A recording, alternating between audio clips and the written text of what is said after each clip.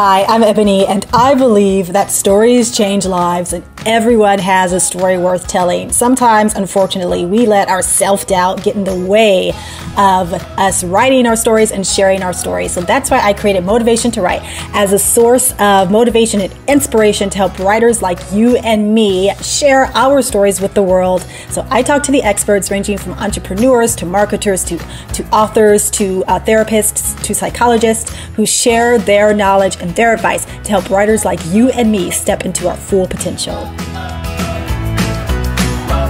Welcome to Motivation to Write, and welcome to the year 2021. I feel like I'm a character in a science fiction novel or something. Welcome to 2021. This is fabulous because I think a lot of us were eagerly anticipating this new year for various reasons, but mostly because 2020 was kind of tough, and we're hoping for better days in 2021. So we are here. Welcome. I'm excited because I have Bridgit Dengel Gaspard as a guest. She's an author and a psychotherapist. And let's learn a little bit more about her before we dive into our conversation. Author and psychotherapist Bridgit Dengel Gaspard started writing as soon as she learned a bit of the alphabet and how to hold a pencil. Her earliest diary entry, still in existence, marks Aunt Marie's pending visit. Instinctively, Bridgit was drawn to journaling, where she expressed her unspoken words and unwelcome thoughts. She eventually wrote for a wider audience than one. She served as entertainment journalist for Comic Bible, Broadway.com, Show Business, and was the daily correspondent and festival line producer for 1010 Radio and Hollywood.com at the Cannes Film Festival.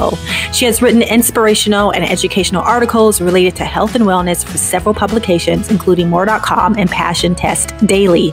She contributed a chapter introducing the concept of the final eighth in the Voice Dialogue Anthology, which is now a book called The Final Eighth, Enlist Your Inner Selves to Accomplish Your Goals, which was released by New World Library in 2020. And I'm excited to talk to you because I know that you help people get unstuck. Yes. Thanks for having me. I know. It's important. It's my passion. It is important painful. Because yes, and it's frustrating. It's frustrating. I actually have a quote on my as my screensaver. I think it's Thomas Edison. I'm going to look at it really if I can. Who is this? This is Thomas. It's attributed to Thomas Edison, but who knows? It says, many of life's failures are people who didn't realize how close they were to success when they gave up. And I've kept that on my as my screensaver because there have been times when I feel like I just cannot go any further and I want to just throw in the towel or take a break that might last forever. Never actually being done. I think this is really great because as a writer, and I know a lot of my readers and people that watch my podcast are writers, beginning writers, bloggers more specifically, who feel that no one in the beginning stages, no one's reading their work and they just will abandon their blog. Had they just kind of stuck with it, then things would have started to really show up. Yeah. Another way I've heard that is like, don't stop 1 minute before the miracle arrives. But it's exactly the same thing. Yeah. Bridgit, I was wondering if you could tell us a bit about your journey to self-care and this helping people get unstuck. Yeah. Sure. Well, and I'm certainly really happy to share it in terms of writing too, because obviously I wrote the book, which means I've got some writer selves in me. Yeah. And so I have always been a writer. For whatever reason, I had a little diary like when I was 5. And so I've always enjoyed writing, like the minute my hand could handle a pencil. But I always did journal. So I never thought of it for a very long time as anything for public viewing. It was always journaling. And I have a little, I was about 5 and my Aunt Marie was going to come visit from Chicago. And I had written that down because I was excited. A-N-T. So in terms of writing, it's always a journey, even what you described, like this blogger who gives up, not understanding if it's all about the destination. And I know that's a cliche, but it can be disheartening, but it's also unrealistic. It's just not the right approach. it's like saying I'm going to use my car till it runs out of gas, and not acknowledge that getting gas on a regular basis is part of car ownership if you actually want to use it and travel. Right. So writing, so I've always just written I always said the unspoken words that were not shared that day get to go in the journal. The thing you Mm. couldn't. So I was a performer in New York City and actress and pursuing it and got some things, but acting, when you're just pursuing it, it doesn't get a lot of respect. So I realized, this is a long time ago, I thought, but who gets respect? Writers, and especially comics, because everyone knows comics write their own material. Now, when they Right. get famous, they get other writers to help them, but still they have worked out their voice. So I started using my comedy. I started using my writing towards comedy. So I did stand-up comedy. I wrote sketches. And let me tell you, after you do stand-up comedy, everything is easier, if for no other Yeah. reason. And believe me, I have endured bombing. There Oh is my nothing, God. I know, it's excruciating. So public speaking, that's easy. I don't have to bomb. Yeah. So, so I began, my relationship to my writing changed as like the way I played with it. And I really recommend to, especially new writers, you could start as a blog, but if you want to play around with anything, with comedy, with journaling, my Mm. recommendation is do it, because that's your intuition just whispering. So listen. So Mm. ultimately, in the performing world, I was always looking for tools of creativity. Like when I decided to do comedy, I took a course in comedy writing, for example, because they talk about the rule of threes. You know, you have to go bop, bop, bum. And apparently Mm. words with K, like cute or cat, are funny. K words, Mm. whether it's a literal C or a K. So you learn some of these tricks, I know. Wow. So, but it's great to have structure. But what about content? I'm like, okay, I know how to write a joke, but I don't know how to find funny stuff. And Right. that's when I found two things: improvisation, just taking classes in it, and also this technique called voice dialogue. And voice Mm. dialogue is where you talk to different parts of yourself and you Mm. learn that each part has wisdom. Well, I read about this technique in a book about the same time, just describing it, and I was electrified. So I thought, oh my gosh, this is amazing. And I hunted down the people. This is many years ago, so it was an 800 number is how I hunted them down. Oh my And gosh, I love that. well, they became my mentors, and it was a husband and wife team. They were psychologists, the doctors Hal and Sidra Stone, and I studied voice dialogue with them, and I became a master trainer. And I saw healing happen so quickly as I watched people embody different parts of themselves. Just that Mm. idea that they got a felt sense that they were bigger than who they thought they were, and also who they had given themselves permission to be. And so ultimately, pursuing acting was just less interesting than the healing I was being around through the voice dialogue. That's when I transitioned and wanted to become a therapist and learn the clinical training to go along with all of this creative training that I already had. So that's when I went to Columbia University. I went back to school, got my degree in social work, which is you can become a psychotherapist. It's the quickest way, or it was at the time in New York State, and ultimately went into private practice, where I could then put together my clinical skills and knowledge, and then creative tools like the voice dialogue. Now there's a whole discipline called expressive therapies. Oh If you wow. ever want to look that up, and I'm happy. I mean, and they have a summit once a year. I teach there regularly. It's actually this fall. I'm going to be doing voice dialogue there. That is breathtaking, even if just to get an idea of what people are doing, marrying healing and creativity, including narrative therapy, poetry therapy. So writing and Wow. therapy have intermingled. I My guess is a bit forever. So that's my, I don't know, story. So in there, Yeah. I I began to see that a lot of people that I knew were really talented and working hard, and myself included, would really do the work to get to their goals, whether it was a creative goal like performing or writing, or other goals like a lawyer and a teacher. They'd get so close and then mysteriously stall. And it just came out whole one day. I'm like, this is a final eighth issue. The term just came out whole, like, because Mm. I knew they had worked hard and were 7/8 of the way there, and they felt frustrated, like we were talking about earlier, uncomfortable, ashamed, humiliated, disappointed, angry, and I didn't know why they were stopping either. Mm. And ultimately, that's what got me to write this book on not finishing, which took me a very long time to finish, I have to admit. Oh my gosh. I love that story, how it started with you pursuing acting, then you go into comedy. And it's just so funny how one thing leads to another and you never quite Yeah, know where you're going to land, but it's just things that seem so unrelated are really very related. You know what I mean? Like who would have thought exactly. that comedy would lead to this career in helping people get unstuck and this voice dialogue? And it's amazing. So how do we get unstuck? I know that's a huge question, but like when we're right at the finish line, I kind of recently experienced this with grad school. Like I basically did all Oh, the coursework and I just didn't want to write the thesis. I mean, it took me longer than it should have. I eventually did it, but why does that happen? oh my gosh, you're one of my classics then. The ABD, right? The all but dissertation or all but thesis. So Yeah. you did it though. You graduated with Yes. your Yeah. congratulations. It's Thank you. huge. So Yeah. there's many reasons. And in my book, I guide readers step by step using voice dialogue. So literally, if anybody gets like a little lost, the book has here Got it. A, B, C, all the way through.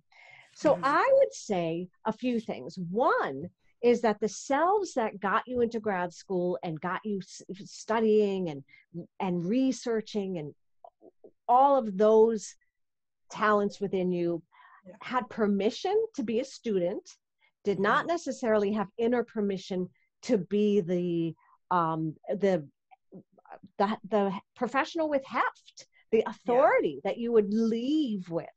So sometimes people get stuck because they don't know how to handle success. This is a success issue. Mm. Oh my And gosh. so I have a whole chapter devoted to practicing safe success. And the other thing is, it gets no respect. If you said, you know, I think what's really behind my not finishing my thesis is that I have a success issue.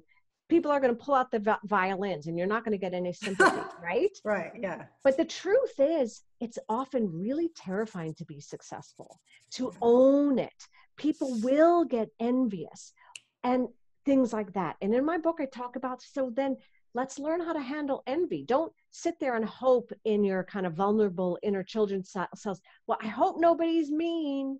No, Right. they're going to be mean. Somebody is, it won't even be personal. It's just how they handle life.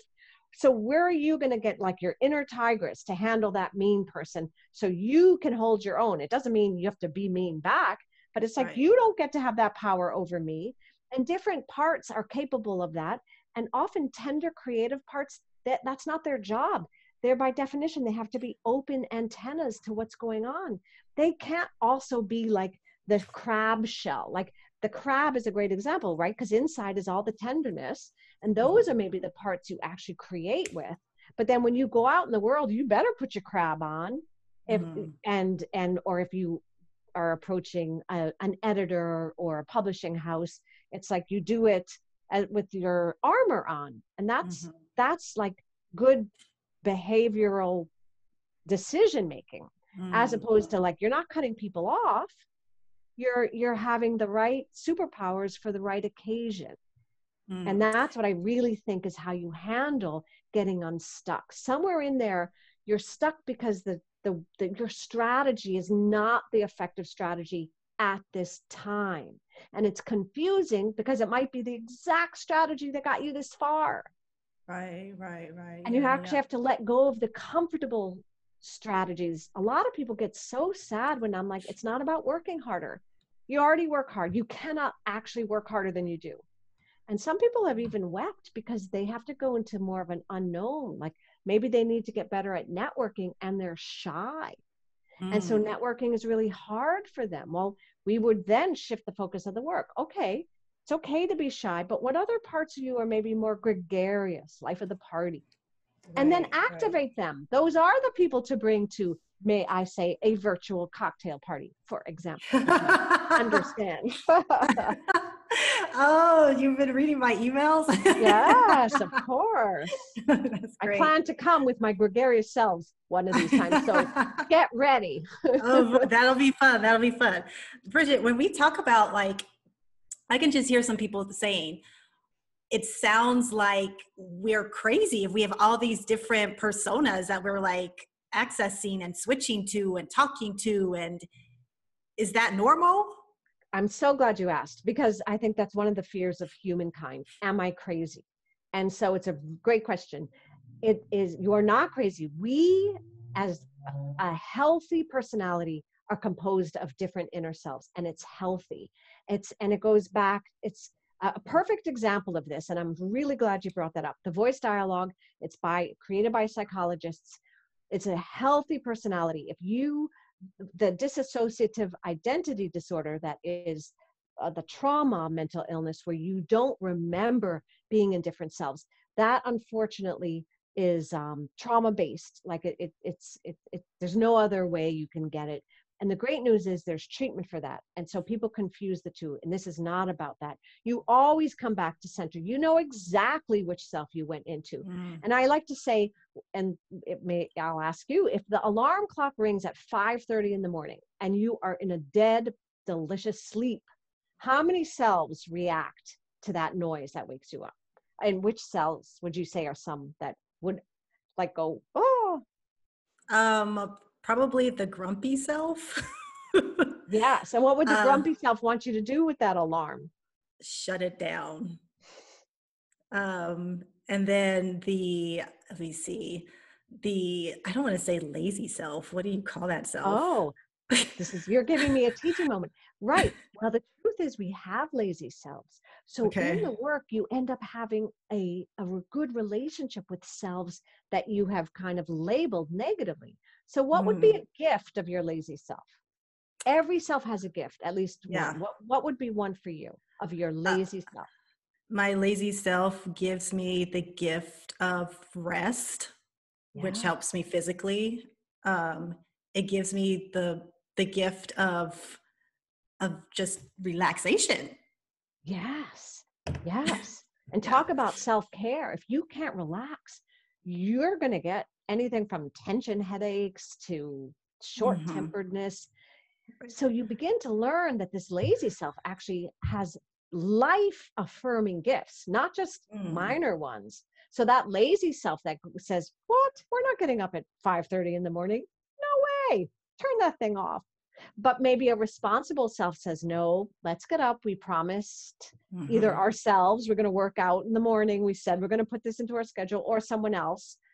So that's the paradigm, that it's just healthy and normal. And anytime an alarm goes off where we are woken up, we immediately have several selves right away, right there, that everybody knows. You know, I heard something very similar to this. There's this series on Amazon Prime called Transcendence, and it's this man who interviews all these like spiritual thought leaders and psychologists. And there was this one thought leader he was interviewing. I can't think of the man's name, but he was saying that we each have like a board of directors, like internally. And it's like all these different people, like the lazy self, the grumpy self, the protector, the scared person, but their intention is to protect you. Yes. Always. And that's kind of, okay. 100%. That's the same premise. So the lazy self gets blamed for what? What's a sting of a lazy self? Because there's a sting and a gift. The sting of the lazy self is he or she makes me appear. No, but we can have different genders inside, just so you know. Oh, okay. Well, good. Okay, so yours a he. Okay, I love it. Makes me appear as though I don't care, that I'm apathetic. Sometimes maybe even cold. And so sometimes people in your circle can get their feelings hurt, right? For example. Yeah. And so it's just good to know and be aware of, and then you make a conscious choice. It's not like then you're not reacting all the time. You're like, you know what? I'm going to be lazy right now, and you're not going to like it, but please let me just be lazy for half an hour so we can both be happy. You know, it gives you room for navigating your relationships, including your relationship with your art, like writing. The other thing you said with the board of directors, with voice dialogue, you can say, is this the right board of directors in my life right now? Huh. Is it time to have an election? Hmm. Because often it's unconscious. We don't even realize that our board of directors are making us follow rules from when we were 4. And Right. then we're Yeah. wondering why we're stuck, because the rules that helped us be a success in elementary school are literally not the rules that are going to get you stuck in Hmm. adulthood often. Like Wow. waiting for permission all the time, or always asking nicely. That's good, and you could start there, but that is not necessarily how you're going to move to the next level, or even be treated with respect. Within all these different personas and within that board of directors, is there like a true self or like a primary persona, or I don't know how else to say it, but No, where these are are good you? questions. Where are you in the you? Yeah. So Yeah. yes, I would say there's different primary selves. That's the language actually we use in the voice dialogue community. So they're the selves that we think of as me. If before we start to realize, wow, we're a lot more than just these selves that we think of as me. And they're the Mhm. selves, again, all of this is normal, that our families liked and our school liked and Mhm. encouraged, the studious one, the good child, Mhm. whatever it is. And so those are our primary selves, but they're all attached to our essence. That's so Mhm. that they're so what happens is this, like, if you think of a CEO, the CEO has Mhm. access to all of these parts, and then it's all you. But what resonates now?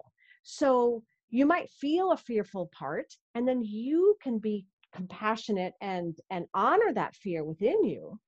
But Mhm. maybe the part that's actually really good at bravado, like isn't really that brave, but puts on a good show so that, like, the problem can get resolved if if, I don't know, a boss that's a bit of a bully and needs Mhm. someone to kind of be bullyish back, that you Right. have access to that. That does not mean you revert to behavior that you find unethical. So if you would never be abusive if you had a bullying boss, but you could show that boss that you've got heft and authority, and that there is a line that that boss cannot cross. So Mhm. that's how you use it. You actually have much more of a sense of who you are. And often it's so invigorating. You're like, wow, I'm much more powerful than I ever thought. Right. Right. Right. Yeah. And that's thrilling.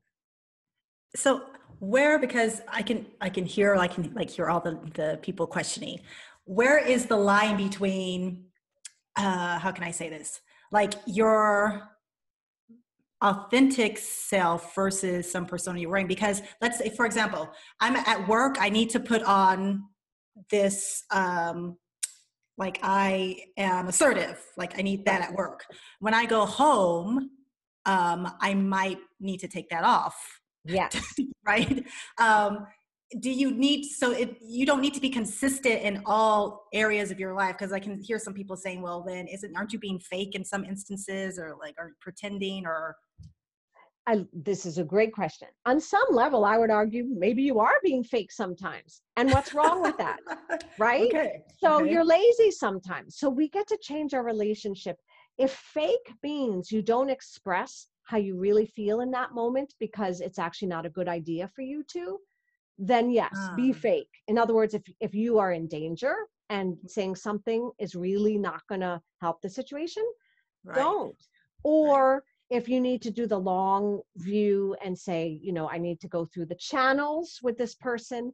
So navigating your reactions, but being aware of who you are. It's not abandoning yourself. It's actually, I like to say, you're going from having blunt instruments to walk through life to having Rolls Royce instruments. So, so, Mm, and a great exercise, which is in my book, but your readers and viewers can do this right away. Go through a day, a work day, and a different day when you're not at work, a weekend or whatever that day that is for you, and mhm, just jot down the selves that are up or that you feel and don't express. So then you realize that, in fact, you are being authentic, because all day first were in driver mode or the mom mode, right. and and it is problematic if, like you said, you had to bring your assertiveness that you do need at the office, but if you bring Mm-hmm. it home, that gets in the way of intimacy. Mm-hmm. People at your loved ones don't want Ms. CEO. They Right. want it all. But Mhm. a lot of people get in trouble at work because they bring their acting out inner children. And then Mm. they wonder why they're not taken seriously, or they get stuck because they're pouting like an 8-year-old, when really we have to take care of that 8-year-old and say, well, I need to make sure that 8-year-old is happy at home so that I put on my adult selves to handle Right. the job. But I don't call that fake. I call that being effective. Hmm. And for some people, if you feel like you want to bring a certain energy wherever you go, and that's like ethically that's how you feel you want to be, I would say that's fine. Then you have a few primary selves that they're basically, that's who you bring to work, and that's more or less who lives at home. Mm-hmm. They're still your Mm-hmm. primary selves in the language we would use. And Right. that the authentic is, I think to me that's a problematic word, because there's such a should in there. Who says? Mm. Who's the judge? Who gets to judge me when I'm authentic? Do I get to decide my own authenticity? Mm. And that's why I don't like that word so much, because there's inherent, like, you missed the mark. You're either authentic or you're not. So you either, Mm. whereas opposed to, you know what, you're right, I didn't express my anger, but now I'm ready to talk about it. Can we talk about it? Or whatever it is. I think that gets confused with authenticity, is when someone chooses to not say something at that Yeah. particular moment.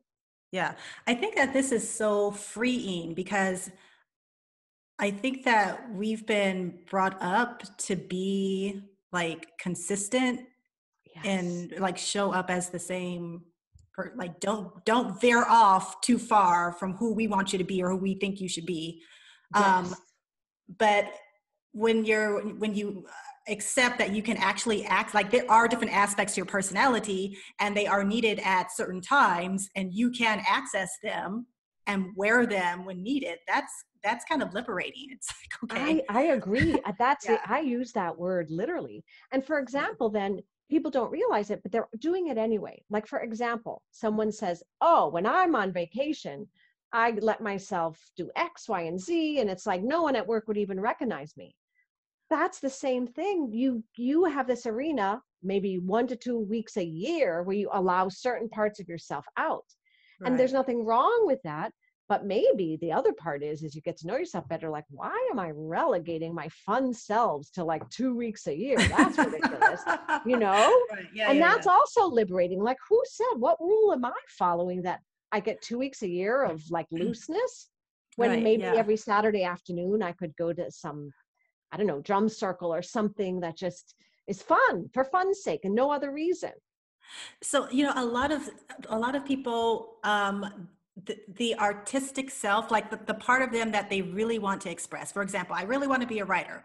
And so you have that self, but I mean, is it possible that you could lock that self in a room somewhere because you have all these other board members that are like, no, you can't do that because you're not going to make a living, or oh, we Totally. need you to be this person right now. It's not safe for you to be a writer. It's not logical, or and that. Totally. And by Yeah, locked up, you mean like in some dungeon, and so you yeah, never get yeah, to your writing.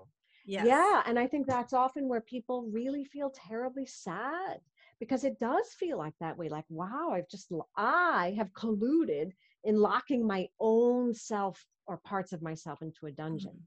Mm-hmm. So then this process, the final eighth process, you get to discover, well, who is my CEO? And I've even got questions that people can answer, like, what are those rules? And are those rules, do they still apply? Am I blindly following what my mother preferred when I was 7? Well, okay, she ruled the house, so she got to say, but is that my rule anymore? Now it might be, but Mm-hmm. good. Then you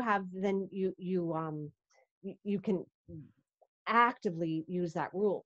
So all change is new and scary, and our brains don't like change. So if your relationship with your writing selves is distant and full of fear, you can start to invite them and get to know them better. And the book has exercises, and you could then, one of my favorite exercise is journaling as the self.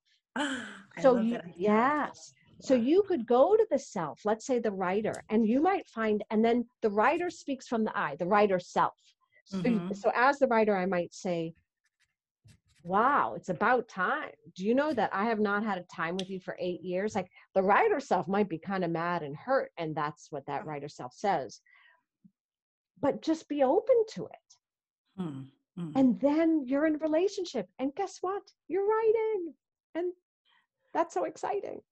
You know, this reminds me of an exercise that I learned as a grad student. I majored in English, rhetoric and composition.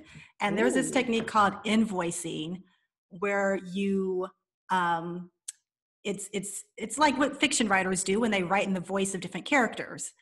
And so you kind of take on that person's, whether it's fictional or real, if you're writing about a real person, and you try to write in their voice to kind of really embody, you know, that character.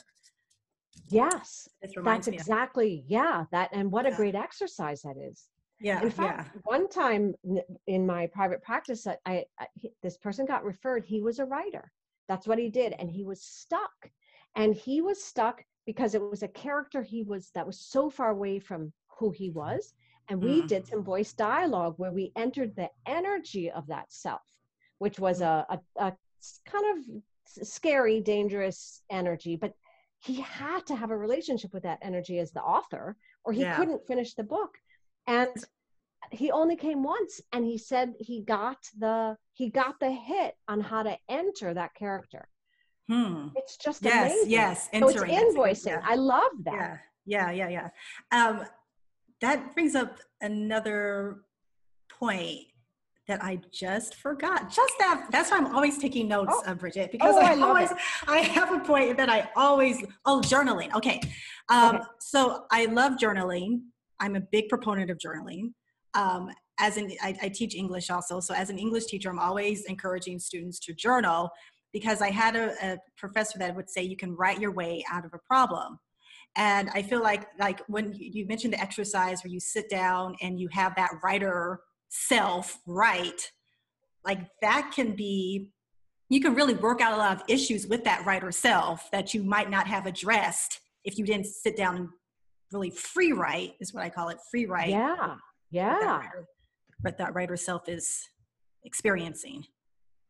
And then it's like your relationship to that part of you changes, and you don't try it. It's not like you have to do anything. It's in that act. Often you start to have more compassion for yourself, more patience when you are stuck. And I always say, believe the parts. So if that self says, oh no, writing is dangerous. And again, some of these questions are in the book. You'd say, oh, tell me more. Why is it dangerous? You wouldn't try to convince that self that they were wrong or there's nothing to worry about. You say, oh, tell me more, because you want the wisdom of that self. And then when you come back to center, you can decide whatever you want in terms of the actions you take. Like this, you can do, I call it the center chair, or the CEO, or however you'd like to imagine it. But that fear is real. Now, is it legitimate anymore? But the fear is real. And if you don't deal with that fear, who's running the show? If you're stuck, that part has your calendar. Like you can complain all you want, but that's the strong part, the part that's making you not right. So you may as well listen to the part that says, nope, I'm not letting you write. And here's why, and then say, tell me more. Okay. Right. Yeah. Because there's always wisdom, because they are trying to protect you. That their purpose is noble. They may be distorted, and they may be having, methods that are not so nice. And that has to go, if they're like negative self-talk and that stuff that really can corrode your self-esteem, that's not allowed. But the message underneath is they're trying to protect you. So in the underlying beliefs, can we talk a little bit about underlying beliefs? Because I was talking to a marketer recently, and she was saying something very similar to what you're saying. You shouldn't try to just shut down the critical voice. She said you should just question it. Why are you saying that? Like Well, it was the inner critic, we all have one. And frankly, it's a fool's errand to try to get rid of it. So save yourself a bunch of time. It's here to stay. But what happens in the process is that the inner critic can get upgraded. So a few things. So the same process goes with any self. So the inner critic says, and here's why I think you don't measure up, and blah, blah, blah, blah, blah, blah, blah. And then you get to be in relationship to some of this very painful stuff. So a few things. You can ask, how do you know what you know? And so then the inner critic might say, well, because grandma said so. And then you're like, okay, now I know because I'm older, grandma does not have the whole truth of the world and how it works. So you get to actively separate from the inner critic and go, I see. And then here's one thing that I highly recommend, which is you thank the inner critic for trying to protect you, because the inner critic is being mean to you so you can be perfect. And then you won't get rejected. Now and then you're going to be anxious and depressed because it's a fool's errand. We can't be perfect. Right. So already the inner critic just gets meaner because it's got this goal of trying to make you perfect, which is impossible. But then you can tell that inner critic, you work for me now. You do not work for grandma. And I want your eye to be my editor. I want your eye to tell me when when my standards aren't as high as I want them to be. So you can remind me to keep my high standards, but you cannot batter me. And you work for me. So I will not be insulted. And you kind of lay down the law. However, you're correct that if I am being a little lax when I shouldn't be, you can remind me that I made a promise I'd get it at 8, so I better start working now at 6 or it won't be done. You turn it into an ally, and the inner critic is not going to be a warm, fuzzy, loving, friendly kind of helper. And that's the other thing, you accept these parts, but the inner critic has your back, and the inner critic is brilliant, right? Never runs out of energy, always can find a reason how you have failed. Right. Even in a life you never lived, like even in a fantasy, somehow you failed. It's like, but wait. Right. So I'm sorry if that's too long an answer, but that's the other thing. These selves, back to the CEO, they work for you, and you get to decide, like, ideally in the process, you get more control over who you are and what you want. So if you take the example of the inner critic that said that grandma said blah, blah, blah, what grandma said had essentially become an underlying belief. Yes. Is there any way that we can totally get rid of underlying beliefs, or will they always be there? So that's a great question. Yes, you can. Here's the thing. Their core negative beliefs, and there's only one or two that everything fits into. Now, grandma said it probably because she wanted to protect you. And usually those core negative beliefs go back through the ancestors. It's just, and so, life has been hard. And so sometimes these are just responses of just like, life's hard, don't trust anybody. And those kind of things. Now, there's nothing wrong with it. You shouldn't just be trustworthy without testing things out. But so a lot of them, once you understand that grandma just wanted you to be safe, but what she ended up making you do is doubt your worth. Or so that was the side effect, unintended probably, but that somehow you didn't matter, maybe, or what you cared about didn't matter, because she said, no, you can't do that. Then it's internalized as like, what I care about doesn't matter. Then that becomes, I don't matter. And then maybe that goes into I'm worthless. It just gets distilled into something so painful. Now, those beliefs were always false, always. And you remind yourself of that. However, it's true you believed them. It's true you made decisions as if it were true. So you may have regrets about that. You may have actually a lot of big emotions about that. But it's also true they were never accurate. Ever. Is it true you blew something? Yeah. Is it true someone didn't love you back? Sure, probably. But it was never true you were worthless and unlovable. So once you realize that, and my book absolutely helps people process this. It's like if everything is no longer about proving or disproving whether it's true that you are unlovable or whatever the core negative belief is, that furthers your liberation. because a lot of ourselves are in relationship to either hiding the fact that we're unlovable or hoping to God that we're not unlovable. But all of it is surrounding the core negative belief. And once you let that go, then again, the selves can just live life and be with you as you are now, because you don't have to prove that you're unlovable anymore.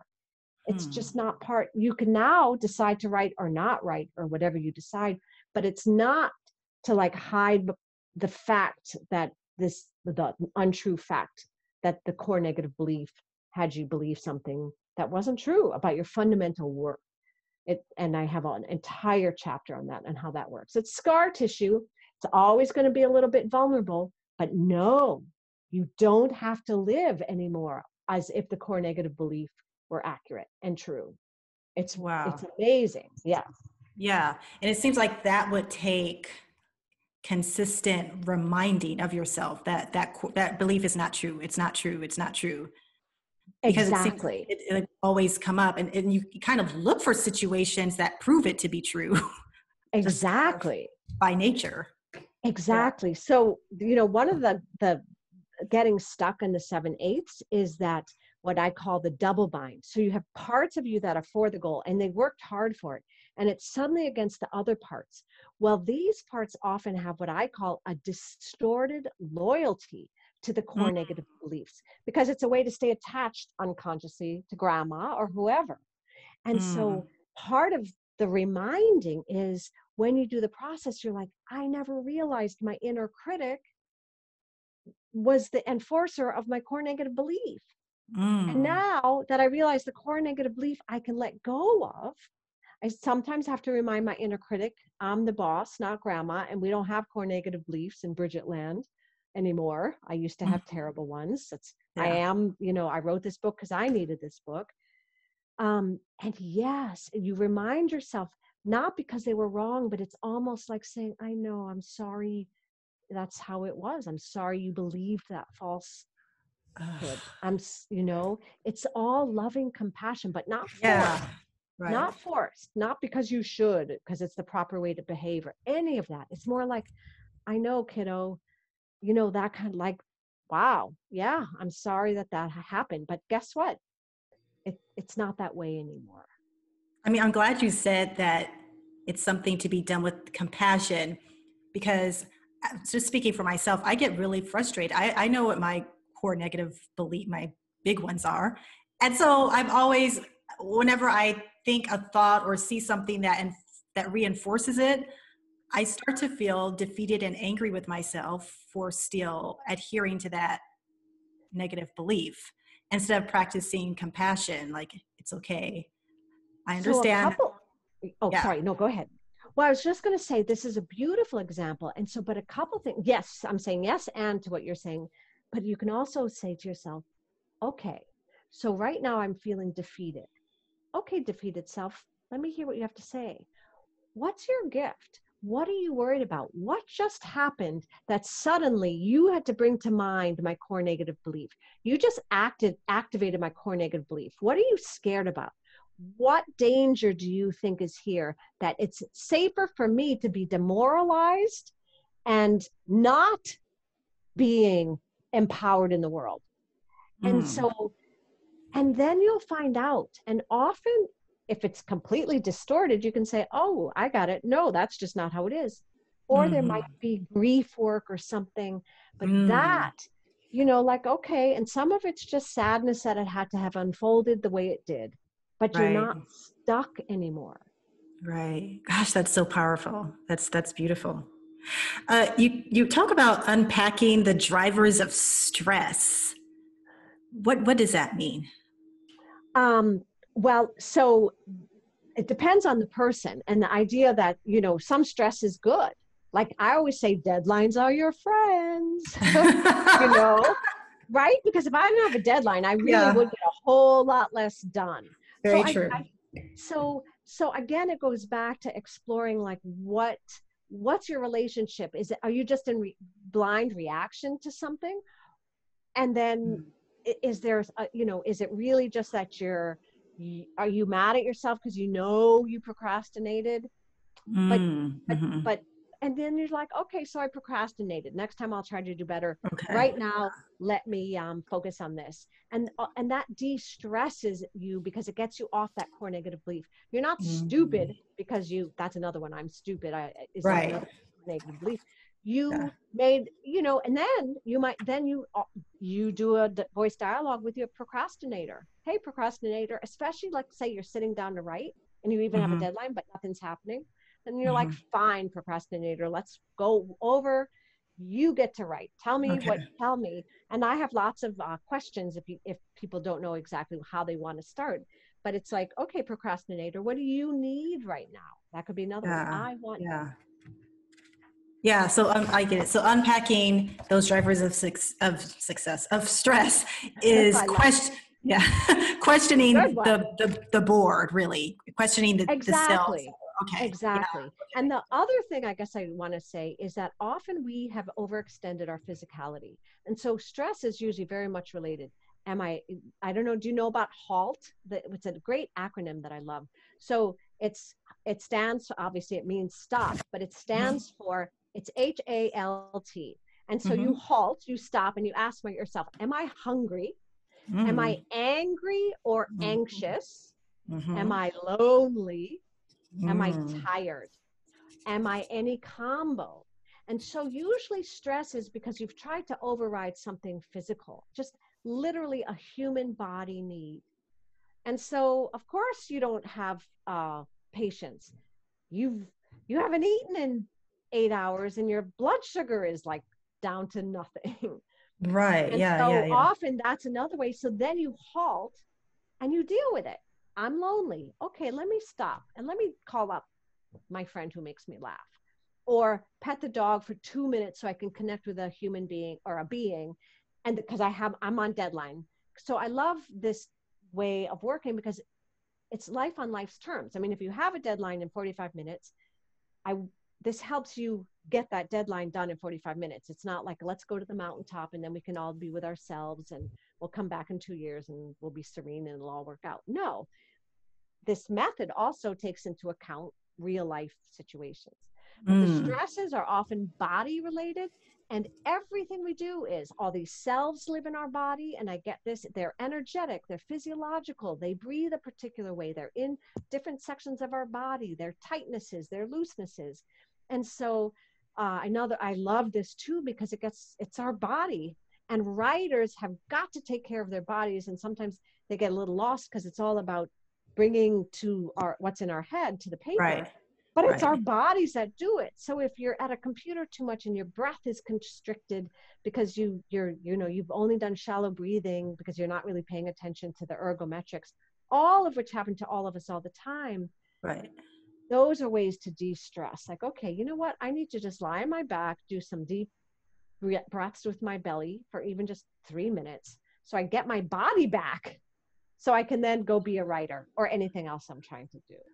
Is the body its own persona? Because it took me a long time to listen to my body, and I still have moments when I don't. Like, for example, if it's late and my body really wants to go to sleep, but I want to stay up and finish whatever I need to finish or watch whatever I need to watch.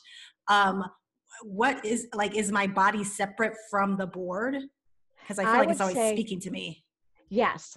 Such a good question. So it's it can be separate from the board. So I would say we have our different inner selves that live in our bodies. So that pusher part that says, no, I don't care if it's 1 a.m. That part of you actually has the energy, right? I mean, it Right. really does have the energy, but at the expense of quieter selves, like the one that says, let's just sleep. And Hmm. so you being aware of that, then you can make the decision. Now, let's say you don't have a deadline and you really could concentrate on maybe letting go of the energy of the pusher and then moving more toward the sleeper. Now, what Hmm. also happens is those frenetic productive energies are so seductive. I myself love my doer. I Hmm. can move around and I can not feel lots of feelings. So a Yeah. self, like a part that says, I want sleep, may also feel some feelings that the pusher selves in us get to us, help us Uh, avoid. that's a really good point. Yeah. And I wonder if this is, you know, I actually had this experience last night. My body was really tired. I didn't want to go to sleep because I had some work I needed to finish. I was writing something, I think. But then when I finish and I turn off the TV and I turn off the lights, I didn't even feel comfortable with like just being in the dark by myself because all these thoughts like came rushing to my head. And now it's hard for me to go to sleep because I'm thinking about this and that and the other thing. And it's almost as if I just don't want to be alone with the board, I guess, when I listen to that quiet self that's like, no, let's sleep. Like I feel like that's when they all come out. Yes, yes, because in a way, all the selves are to protect us regarding our vulnerability.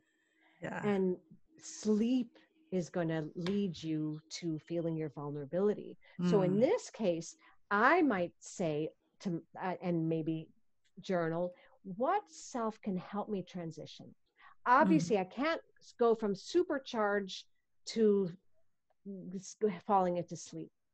So Mm-hmm. maybe there's a self like we do with children. You Mm-hmm. don't say, okay, TV now bed. Ideally, you're like, oh, okay. And then we'll spend 10 minutes reading. Yeah. Then we turn off the light. So, it's becoming our own good parent in a lot of Mm-hmm. ways. And you Mm-hmm. do your version. Maybe it's like just listening to some beautiful music or whatever it is. And then say, okay, now I'll move into going to sleep. And again, it's know thyself. For me, sometimes actually, if I'm really tired, but have just what you said, but I've got this to go, going, like brushing teeth might actually wake me up too much, like activate that part. Oh, we're moving. So I might brush my teeth before I start my nighttime writing, so that Mm-hmm. when I'm ready, I'm ready for bed in terms of anything that I have to do energetically. So there's Mm. different ways, and it's almost like listening to the inner children and giving them what they need, like hot milk but transitions are very important. Yeah, Very yeah.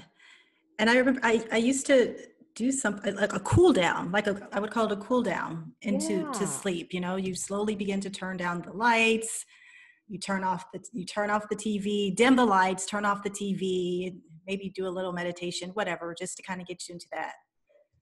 Yeah. Yeah. But sometimes It's I'm almost so like caught the up in ritual. exactly, exactly. But sometimes it's so easy to forget rituals when you're in the moment of getting something done, you know? But thank you for reminding me of that. I can't believe we're almost out of time. And I Oh, wanted to, wow. I I know, can't yeah. either. Because you mentioned something at the beginning of the conversation about being scared of success. I don't know if that was your exact wording, but it reminded me of Marianne Oh, Williamson. yes. That we are Okay. more scared of our light than our dark.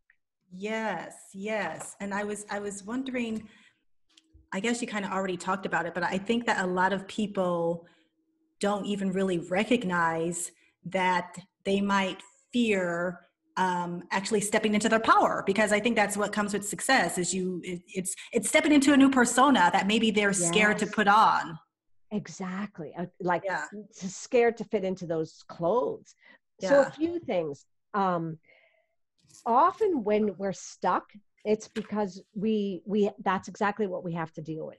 So for example, some people, they're not good at boundaries and saying no. So for example, I'll name some situations that clients had. So one person realized that if they ended up getting the promotion that they were going after, but self-sabotaging, to use a Right. word that they realized that they were going to have to deal with all these relatives that expected that since he was making more money, that that he could be their bank basically. And Mm-hmm. so he didn't realize Mm. that he was actually helping himself not feel the difficult emotions of having to say no to his relatives, who he did love, but they were not responsible, and nor were they necessarily going after their own dreams. So there's a Mm-hmm. lot of times people are avoiding this because they are going to be asked to do things that they don't necessarily want to do, and they have to say no.